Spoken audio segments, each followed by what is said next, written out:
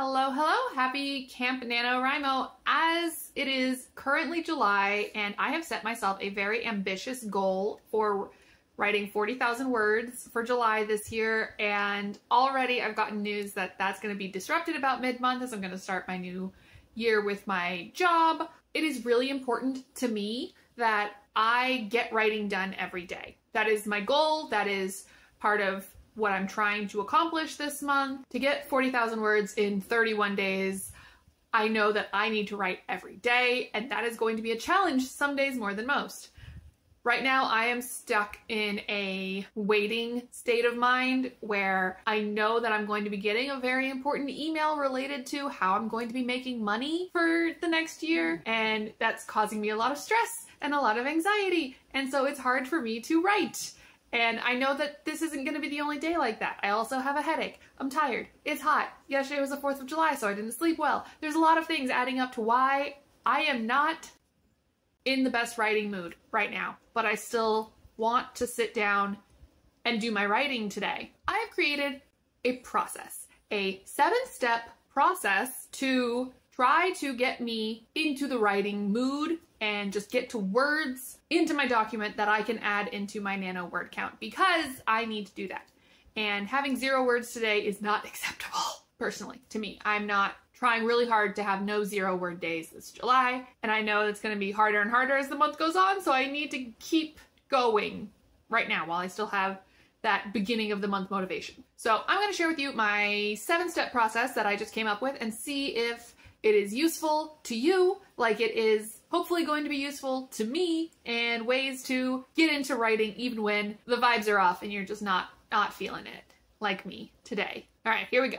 Step 1, you need to pump yourself up. Get into a mindset of shifting gears. So for me, that means putting on some dance music, dancing around, moving my body, maybe doing some yoga, or something that's going to get me moving before I settle down into my writing space. To sort of like, I'm a kindergarten teacher at heart, you gotta get your wiggles out. You gotta distract your body before you can fully embrace your brain. So my body is very easily distractible. I'm gonna pump it up, put on some music, and get myself moving. Step 2 is to eliminate distractions. Make sure that if you have roommates or you're living with someone, they know you're going to be writing. Put your phone on Do Not Disturb. Put things out of sight, out of mind.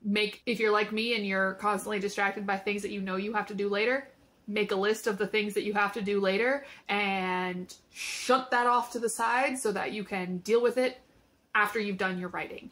But eliminate your distractions. Don't let yourself be drawn into, oh, well, I'll just do this first. I'll just do this real quick and then I'll get to writing. No, you're getting to writing now. So take care of all the things that need to be taken care of so that you can do the writing now instead of X, Y, and Z on your to-do list. Step number 3, set up your writing space. Create your writing ambiance. Whatever it is that helps you do your writing, whether that means spraying a room spray, lighting a candle, turning on a music playlist that you have specially curated for your writing work, whatever it is that you do to get yourself into the writing mood and to make yourself feel better about doing the writing and focus in on that, do that. Set your ambiance, set yourself up for success. Do everything that you know how to do to start your writing session right. For me, the ambiance is putting on my headphones and setting up the music that I'm going to listen to while I'm writing. As well as I use For the Words, which is like a writing game online that you can pay a subscription for, and you can battle certain monsters, and each monster you defeat by writing a certain number of words or writing for a certain amount of time. So part of the ambiance setting for me is also making a list of monsters that I want to fight that are going to help me on my quests to accomplish things for the game For the Words. Step 4 is one that I've been finding super useful this camp, and that is pre-writing. So my camp project is rewriting something that I've already written, but changing the pacing and where things happen and when things happen and all of those things. So I have an idea of where my story is going and what I want to have done. So I will pre-write a little bit of these are the things that need to happen in the next scene or the next couple scenes depending on how long I want to be writing that day. I'll write, this is what happened in my last writing session, this is where I left off, so these are the things that I need to include in my next writing session. And just getting those ideas, starting to generate some ideas of how could I do that? Where would I put this character moment happening? Where can I put in more foreshadowing? So sitting down and using pen and paper, which is very important for me because it's a different way of thinking rather than typing on the computer, but using pen and paper to write out, this is what I want to have happen with the characters in this scene. I want to include this foreshadowing. I want to introduce this character, so on and so forth. And that's going to help me really focus my writing and know where I'm going, so I'm not stuck staring at a blinking cursor like, well, then what happens next?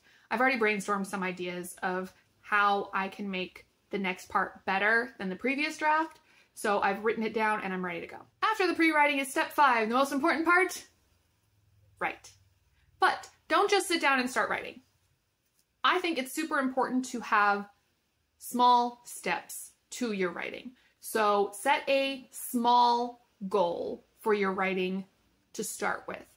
That could be, I'm gonna sit down and write for 5 minutes, or I'm going to write 100 words. A very small and manageable goal. And do that. You say, I'm gonna write for 5 minutes, set a 5-minute timer and go. I'm gonna write 100 words, make note of your word count, and write until you see that hundreds digit switch. And just write like that. If you're editing, then I am going to, timers are probably best for you. I'm going to edit for 5 minutes. I'm going to read this and make this many adjustments until I stop. And then give yourself an end point, a very close end point. And then step 6, do it again. I'm going to set, if in step 5, I'm going to write for 5 minutes. Okay, you write for 5 minutes, your timer goes off. Great, you did it, congratulations, do it again. Set another 5-minute timer. I'm gonna write 100 words, you see that 100-word mark, you've done it, you've passed, you've met your first writing goal, do it again. If I say that I just need to sit down and write for 5 minutes, even though I know that I technically have more than that amount of time that I could write, if I say I'm just gonna write for 5 minutes, then once that 5 minutes is over, I still want to write more. So I'm going to write for 5 more minutes. So I'm going to write for 5 more minutes after that. And you get to a point where you fall into the zone and you don't need to keep that metric anymore. But if you've repeated it enough to get into that zone, then you're golden. You're going to be able to write what you need to write. And if you do it 2 or 3 times and you find that you're not falling into the zone, you're not getting as much momentum as you want, you've still written for 5, 10, 15 minutes, and that's better than nothing. So repeat it as many times as you can until you either fall into the zone and write forever until you're satisfied with whatever time you have left, or the real world creeps back in and you have to go do something else. Or you've done it once, push yourself to do it twice, and if you're done, you're done. But you're done with more words than you had at the beginning of this writing session. And even if the vibes are wrong, the words are crap, you're still exercising your writing muscles. So you're still making progress. And step 7, celebrate. You did it. You felt like crap. And you are distracted by everything going on in real life, but you still managed to add words to your story, to your document, to whatever it is that you're writing. You did it. Big or small. You made progress. And the whole point of writing and doing events like NaNoWriMos is to make progress. You can fix it later. You can edit things later. You can improve it at a different time when your brain is in a better space. But you didn't do nothing. And that's something that I am trying to practice, is just not doing nothing. Because it's so easy to do nothing. It's so easy to excuse it as, oh, I have a terrible headache and I can't focus on my writing today. And sometimes that's true, and you need to take a break. But sometimes you barely have a headache. You need to drink water and go sit down and write because you're making too many excuses. It's gonna vary depending on the day. I know there are going to be days this month where I am literally going to have a migraine and be unable to look at a computer, let alone focus on making words. So days like today where I'm just not writing because the vibes ain't it, I got to do it anyway so that I have space in my writing life to take those days that I really need and not make days where I'm not writing just because. So there you have my 7 steps to getting some writing done when you really don't feel like it.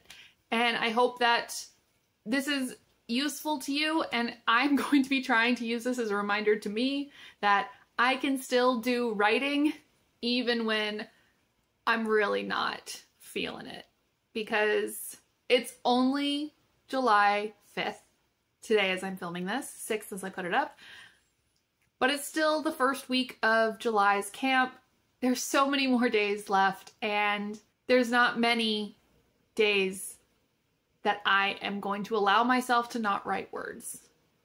So I need to write the words. And I think this is pretty helpful to me personally. And I hope it was helpful to you. Do you have any other rituals or ways that you try to get into a writing session on days when you're just really not in the mood for it? I keep thinking about, how am I going to maintain my writing process and give myself the days when I really do need a break if I'm taking days where I'm just being lazy and I'm just feeling a little off and I'm not doing anything on those days? How am I going to balance that? And it's a work in progress. I'm still working on it. So I'm always looking for advice and other people's ways that they get into writing sessions, because also my schedule is super variable. So some days I'm going to be able to get up really early and write first thing in the morning, and other days I'm not going to be able to write until later in the afternoon or even in the evening. Some days mid-morning. I don't have a place where I can put my writing and consistently meet it there. Do you have a variable schedule? Do you have writing time set in your calendar that you do it at the same time every day?